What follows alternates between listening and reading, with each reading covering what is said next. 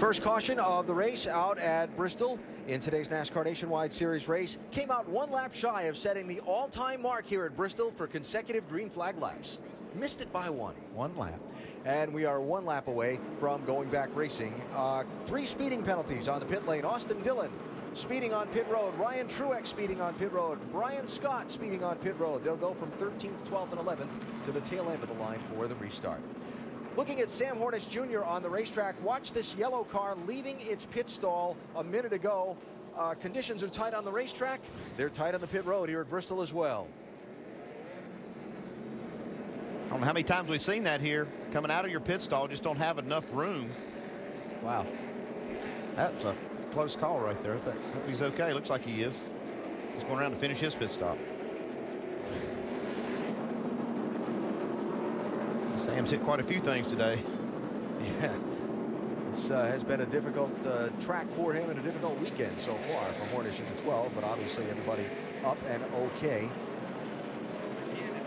Little see the dent in the top of the fender. Toll, I think. Yeah. Probably came from that contact there on pit road with the crew member.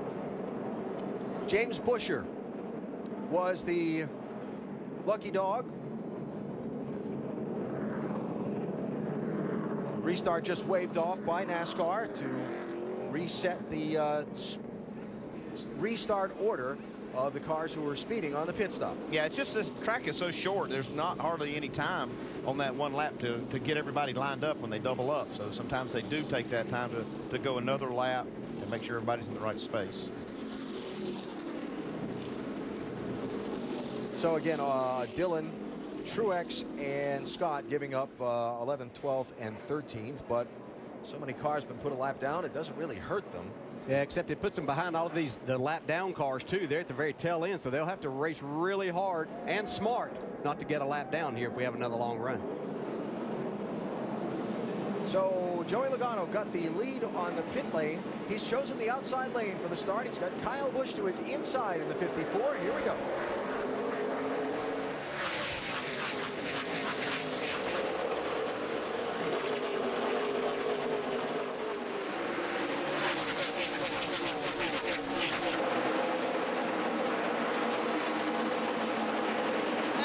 Close. Yes, it was in a number of ways. Yeah. Joey Logano put a lot of faith in Kyle Busch being able to keep his car around the bottom of the track. Now Elliott Sadler taking advantage of that high line and going by Kyle for second. Looks like Kyle's going to get stuck in that bottom lane. You got Harvick, you've got Trevor Bayne behind him. There's not a hole for him to move up into unless he can get going here. Kevin Harvick, 33. And Trevor Bayne in the 60. Racing with Kyle.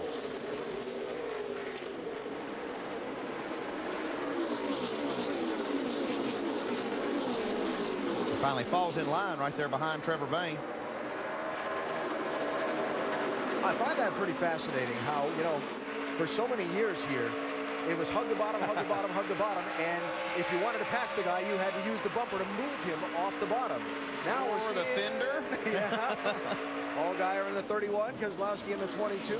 Now, that outside lane is, at least today, appearing to be the faster way. Yeah, and that's where the progressive banking comes in, being able to utilize that and keep momentum up, especially with these cars, as we talked earlier, about not having the amount of horsepower that the Cup cars have. Yep, 41 car, Blake Cook. Got some smoke from under that one. Hey, back it down, back it down, back it down.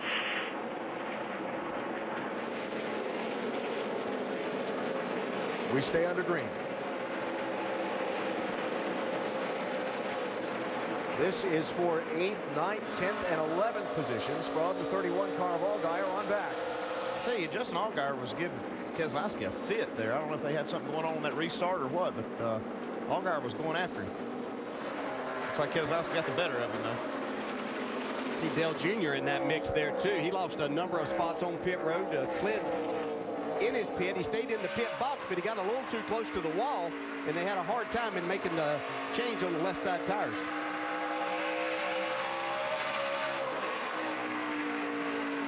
Earnhardt Jr. running back in 9th for the moment.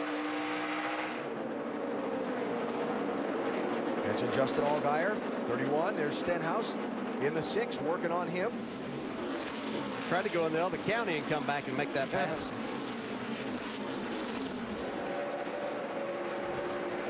Let's go back and have a look at what you were talking about with Allgaier and Keselowski. Yeah, Allgaier just was not giving this up easily, man. I mean, he really wanted this spot. I don't know if maybe they had made contact on the restart, but he would not. He just wouldn't let him by. Vince? Well, and Brad Keselowski told his spotter, Joey Meyer, to go down and talk to Allgaier's spotter, because Keselowski said if he hits me one more time, and he was given the warning, so he had had enough of Allgaier rubbing the fender. Remember, these guys used to be teammates at Penske. Yeah, it used to be, Vince. They're not today. That's something you hear a lot of here at Bristol. Oh, Go yeah. tell his spotter. That's right. It's just a sign the spotter should carry. Put the number on it. Yeah. The warning board? Yes. I got your number. Number 18 is atop the leaderboard right now. Joey Logano driving. New developments here at Bristol. Kyle Busch just on pit road under the green flag, Jamie. He had a right side tire going down. He said since the restart he's been plowing terribly. All of a sudden he said, guys, I'm coming. They've changed the right side tires. He's down and away.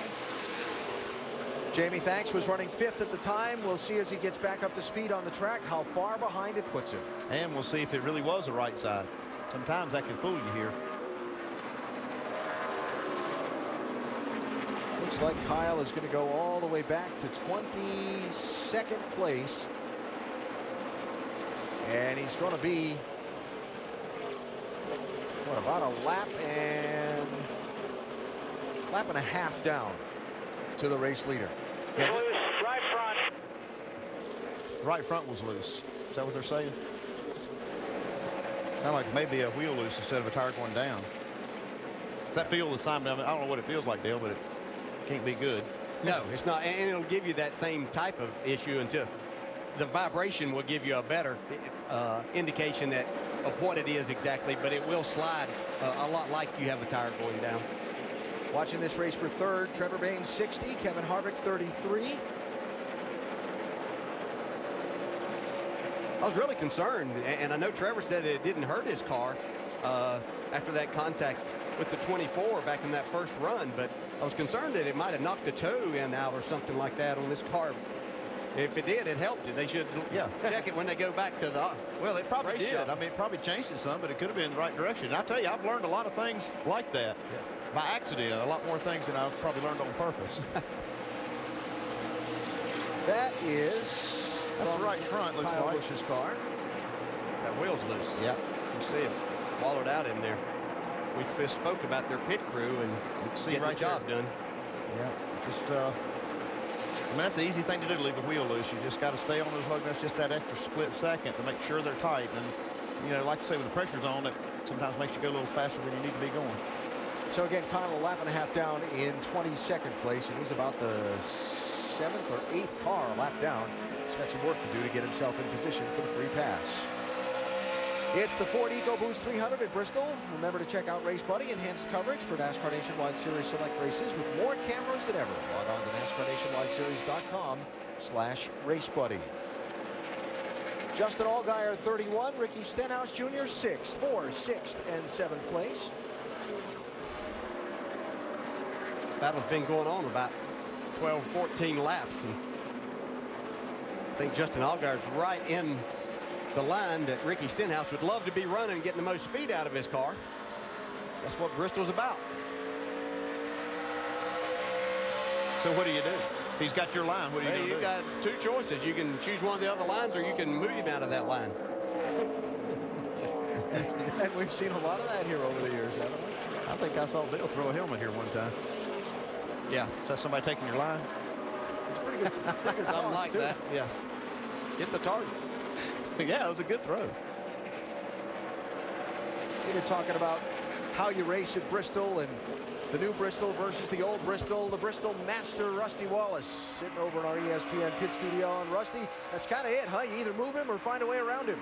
Well, they got a little bit more room out there right now, Alan, with this new design track than they had with the older track, but the principle's still the same. You've got to make your passes up off the corner. That seems like where most of the guys are making the passes. But I'll tell you, tempers are incredible at this place. You got to manage your tempers, but you can only put up with it so long. If the guy doesn't move, you got to get him in a quarter panel, get him out of your way and move on, because things happen so fast at Bristol. If you give a guy too many breaks, you're going to get yourself lapped, and the lead car is going to pull away from you, and man, that doesn't work. But it's still Bristol, and I love this joint. Rusty, I see some of these drivers now with the new configuration of this drive this differently than what you did, and you were talking about you still got to do it the same, get that drive up off the corner, and that's where you beat everybody. But we see a lot of them now set their cars up to run so hard into the corner, and now they're struggling to make this pass on the exit. Well, it seems like a deal. I mean, one thing I do notice, these guys are doing what I call diamond in the corner. They're running up high right there, and they kind of shoot back down towards the middle or the bottom of the racetrack, trying to keep that momentum up. I mean, if I was driving this car, I'd be working as hard as I can to try to get it hooked up in the bottom, like Ricky Stenhouse is doing right there, because it's still the shortest way around the racetrack, and I'm a firm believer that on the bottom is where you're going to win the races. Might be able to pin him in behind a lap car right here. Well, or not. Looks like he's still going to get a good run off the corner, though, and he gets him cleared. Nice job by Kevin LePage to give those guys some racing room. By the way, Kevin in that 28 car today. Joey Logano got Elliott Sadler a couple of car lengths behind him. We've just crossed halfway today here in Thunder Valley.